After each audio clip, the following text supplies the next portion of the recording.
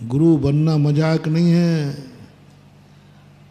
सबसे बड़ी साधना है गुरु की कि कहीं तुम्हारा शिष्य तुम्हें पाकर के दुखी तो नहीं है। तुम्हारा शिष्य तुम्हें पाकर के दुखी तो नहीं है, कहीं वो शर्मिंदा, तुम्हारे कारण से उसकी बेइज्जती तो नहीं हो रही है। यदि हो रही है तो ये गुरु पद से सीधा दुर्गति है, कोई नहीं बचाने वाला। क्योंकि शिष्य तुमसे, तुम्हारे आचरण से, डांट से नहीं, आचरण से, शिथिलाचार से उसकी बेइज्जती हो रही है। नहीं करना महानुभाव, खोटा गुरु मिलेगा तुम्हें। इसलिए मिला कि तुमने चोखे गुरु को अनादर किया था, चोखे गुरु की उपेक्षा की थी, चोखे गुरु को आपने नकार दिया था और उन्होंने जो आज्ञा दी थी वह तुमने पालन नहीं की, इसलिए खोटा गुरु मिलता है। सब तरफ लगा लेना, सब तरफ लगा लेना। कई लोग कहते महाराज जी हमने कौन से पाप करे जो हमारा ऐसा निम्न कुल में जन्म हुआ। तुम अच्छे कुल के थे, अच्छे कुल के, अच्छे कुल में रह करके तुमने नीच कार्य के लिए, इसलिए कर्म ने भी नीच कुल दे दिया कि जा भाई। उसने तुम्हारे द्वेष नहीं किया, उसने तुम्हें बचाया है पाप से। क्योंकि उच्च कुल में रहकर नीच कार्य करेगा तो पाप ज्यादा है कि नीच कुल में रहकर नीच काम करे तो पाप ज्यादा है। तो कर्म ने कहा कि जा तुझे पाप कम बंद होगा, नीच कुल में जन्म लेके नीच काम कर तो पाप कम बंद होगा, और उच्च कुल में रहकर पाप करेगा तो ज्यादा पाप। इसलिए वो ऐसा कुल दे देगा। रात्रि भोजन करने वाले उल्लू क्यों बनेंगे? तुम लोग कहते हो ये कर्म बहुत दुष्ट है, मैं नहीं बोल रहा हूं। पद्म पुराण पूज्य रवि सेनाचार्य 7वीं शताब्दी, पूरा का पूरा मैंने प्रमाण ला।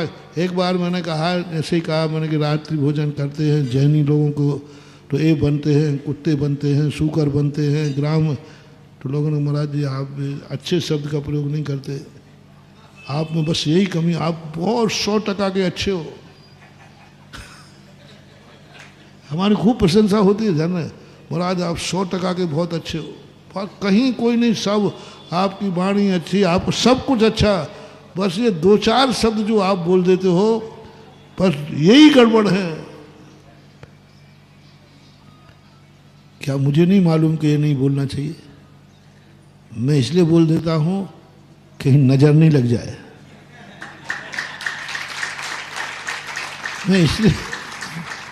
मैं इसलिए बोल देता हूं कि कम से कम तुम्हारी और दोषों पर दृष्टि नहीं जाएगी, यहीं तो अटकते रहोगे बस। एक बार एक क्षेत्र पर जीर्णोद्धार, नाम नहीं बता रहा हूं मैं, पर महाराज जी देखो ये मंदिर में ये ठीक नहीं हो रहा है, क्योंकि तुम गलती नहीं निकालो ऐसा हो ही नहीं सकता। सिद्धांत भेजियो महाराज जी ये मंदिर में ठीक नहीं हो रहा है, वो देखो मंदिर में पत्थर लगा, गलत लगा, बहुत सारी मूर्ति सुधर रही नहीं, वो मारे जैसे। अब मैं दिन भर परेशान, जितने आए उतने ही। महाराज जी बहुत अच्छे, लेकिन वो हमने कहा क्या करें, माथा ठनकने लगा, दिन भर गलतियां सुन करके। अब मैं थोड़ा दिमाग चलता है मेरा, थोड़ा चलता है। तो मैंने जिस मंदिर में बैठा था तो एक मंदिर में एक खम्भे पे काला कलर पुतवा दिया, काला बिल्कुल ब्लैक, और लिख दिया ये सैंपल है। अब सब जितने आए महाराज जी बाकी सब ठीक है, बाकी सब महाराज जी सब बाकी ठीक है, पर महाराज जी आपसे विनती है काला कलर नहीं पुतवाना। मैंने इतनी खुशी मनाई, कम से कम अब एक ही दोस्त तो है। पूछने सब जितने अच्छे, महाराज जी बस और कुछ नहीं करना। पुरातत्व वाले भी आए, बोले महाराज जी बस और आप जो कर रहे हो वो ठीक है। मैंने कहा हाँ ये सैंपल गलत तो हो गया है, ठीक कर लेंगे। पर महाराज और लिख के सब गए, पूरा रेस्ट हो गया, बाकी सब ठीक है, पूरा काम हो गया, काला कलर हटा दिया, हमने बिहार कर दिया, क्षेत्र का विकास हुआ। तुम गलतियां निकालोगे पक्का है, इसलिए 2-3 हम शब्द बोल देते हैं, उसी में अटक जाओ, बाकी सब ठीक है। इतना तो कहो, बाकी कम सब ठीक है। महाराज जी बस ये शब्द नहीं बोले, उनकी बाकी तो ठीक है ना।